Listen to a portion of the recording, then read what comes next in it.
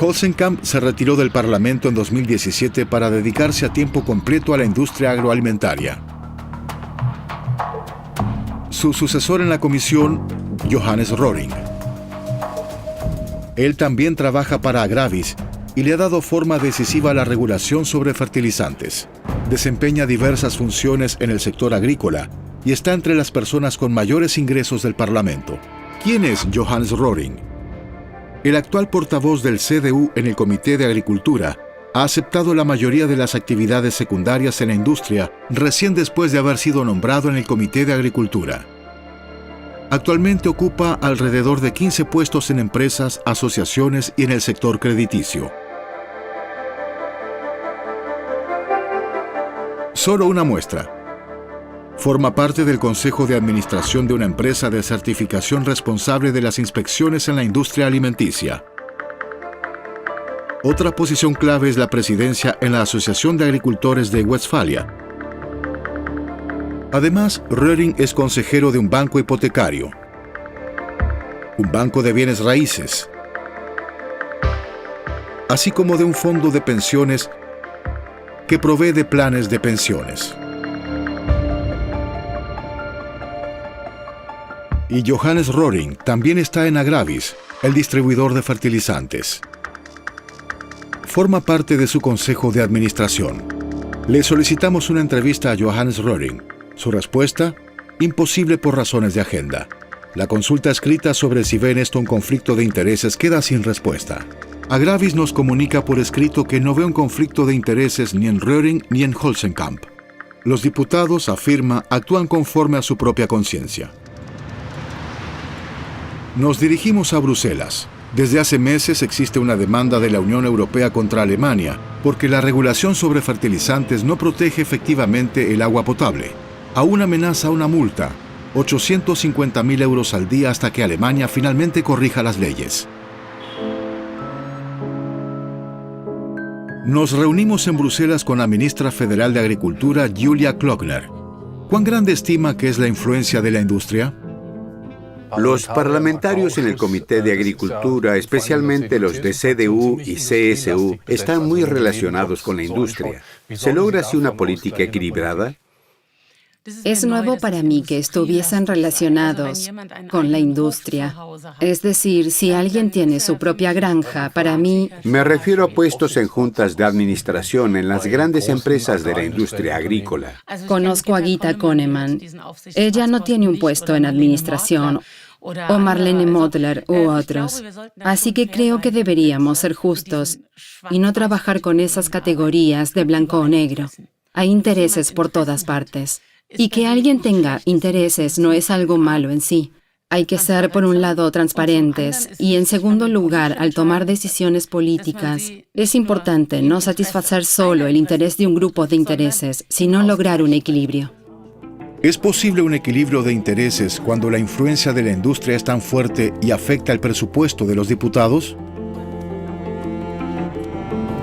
Nos dirigimos a Bonn. Queremos saber qué opina un experto en derecho constitucional respecto a que diputados del Comité de Agricultura estén trabajando en paralelo en la industria. Udo Di Fabio fue juez en el Tribunal Constitucional Federal durante 12 años.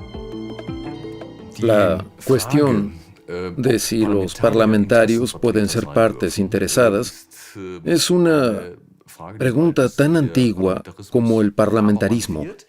Pero en el caso de intereses económicos y compromisos evidentes, habría que hacer preguntas críticas. Y estas preguntas deberían hacerse primero en el propio espacio parlamentario, y no con la masa del reproche moral, sino con la exigencia de hacer algo transparente. ¿Cuán transparentes son los intereses de los diputados? Guido Nischwitz analizó durante un año cómo cooperan los políticos y los grupos de interés. Su análisis deja claras las conexiones. Alguien tiene que recopilar esta información, procesarla y analizarla, y que verifique así los hechos. Como ciudadano normal no puedo hacerlo, porque a veces tampoco se publica la cantidad de funciones que tienen los individuos ¿En qué medida hay conflictos de intereses y colisiones? No se comprende realmente quién realiza qué función y dónde. Los hechos son públicos pero difíciles de comprender. Nos dirigimos a Berlín, a la Semana Verde. Es la reunión internacional de la industria agrícola. El sector agrícola financieramente fuerte se celebra a sí mismo. En una lluvia de flashes se reúnen los ministros de Agricultura, la política internacional y representantes de intereses. Un representante principal de los grupos de presión es Joachim Rückwid. El presidente de la Asociación de Agricultores Alemanes y Europeos mantiene un buen contacto con los políticos. En el sector agrícola se lo considera uno de los hombres más influyentes. El presidente de la Asociación de Agricultores está estrechamente vinculado a la industria. Tiene más de una docena de puestos directivos en muchas de las principales empresas y asociaciones de la industria agrícola, tanto en bancos como en fabricantes de fertilizantes, desde un instituto estatal para la financiación de inversiones hasta una sociedad azucarera. La influencia de Rückwid se extiende mucho más allá de Alemania. Phil Hogan, comisario europeo de Agricultura, ha venido a Berlín desde Bruselas. Él es la figura clave en la distribución de los subsidios agrícolas.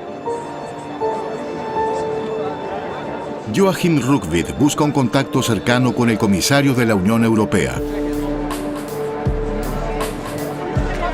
Bruselas. En la capital europea se acordará en un par de semanas sobre el multimillonario subsidio, la mayor partida presupuestaria de la Unión Europea. ¿Cómo continuó el debate sobre la distribución? El comisario europeo Phil Hogan propuso mantener el sistema de pagos por superficie.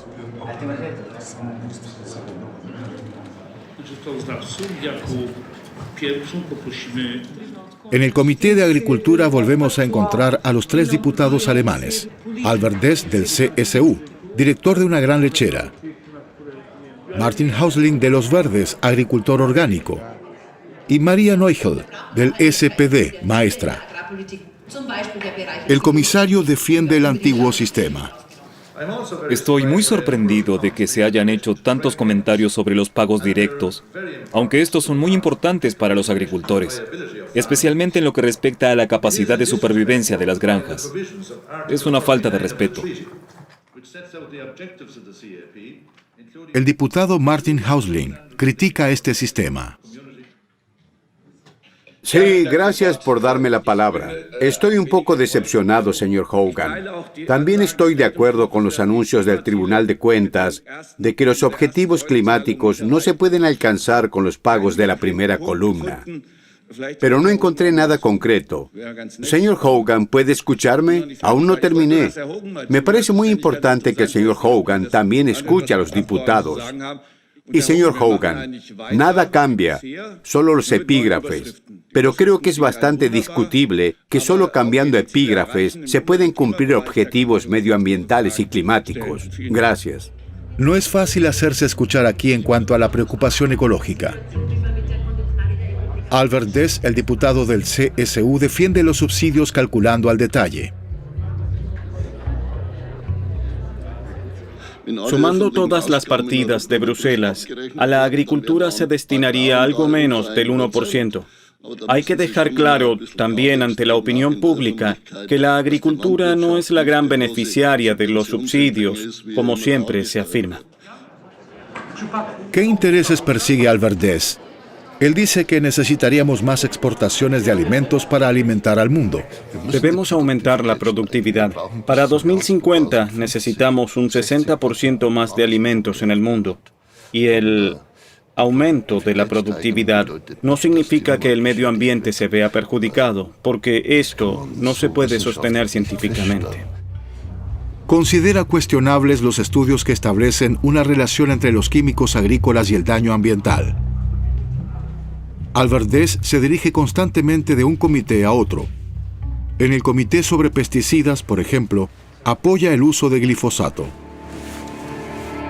¿Quién es Albert Dess? Desde hace más de 50 años ha estado activo en la política agrícola en todos los niveles políticos. Desde 2004 es miembro del Parlamento Europeo. Albert Deß también se considera un funcionario bien conectado. Este agrónomo es presidente honorario de distrito en la Asociación de Agricultores de Baviera. Desde hace más de 20 años es director general de una de las mayores lecheras, Bayerland. Produce queso para cadenas de supermercados como Rive o Aldi y para exportación. El volumen anual de ventas supera los 1.000 millones de euros. Y este diputado es consejero de BayWa AG, el mayor consorcio agroalimentario de Alemania, que también participa activamente en la exportación de alimentos. Albert Deß no ve ningún conflicto de intereses. Afirma que puede compaginar su actividad en la dirección de la lechera con el cargo de diputado.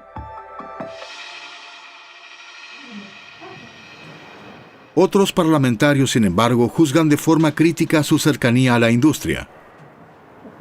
Una de ellos es, por ejemplo, la socialdemócrata Maria Neugel. Por la forma de orientar su voto, ¿percibe una influencia externa? Lo notamos. El señor Deß usa siempre el nosotros. Nosotros pensamos que... Entonces a menudo le digo, Albert, ¿quién es nosotros hoy? ¿Tu partido? ¿La Asociación de Agricultores? ¿O el consorcio del que eres consejero? Y ese nosotros a menudo se confunde cuando argumenta que nosotros pensamos que... Y entonces me doy cuenta de cuánto se entrelazan las ideas y lo importante que es, como diputado, reconocer una y otra vez. Somos representantes del público en general. No somos delegados de ninguna cooperativa de productos lácteos para sacarle el máximo al Estado. Tampoco represento a nadie que quiera asegurar que los pagos directos a los agricultores se realicen con la menor condicionalidad posible. Estoy aquí porque quiero hacer una política agrícola para toda la población. De regreso en Colonia, ¿cómo puede el Parlamento tomar decisiones equilibradas cuando los comités están tan fuertemente dominados por los intereses de la industria? Si ahora colocamos las tres láminas una encima de la otra, tenemos una idea de cómo funciona el sistema. En el análisis queda claro que las compañías, asociaciones y políticos clave están estrechamente vinculados de forma personal. Sus representantes forman parte de los mismos comités y por lo tanto pueden coordinar sus estrategias. Las interconexiones han surgido a lo largo de varias décadas. Hoy es un sistema estable que es resistente a las reformas.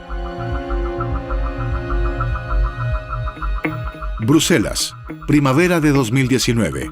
Faltan pocos días para la votación. En la oficina de Martin Häusling puede percibirse la tensión. También han llegado otros equipos de televisión. ¿Conseguirá una mayoría para su petición?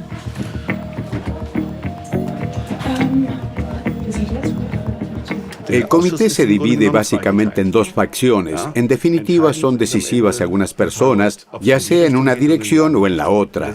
Y ahora es el punto donde veremos si obtenemos la mayoría o no. Aún hay tensión, porque no está todo resuelto.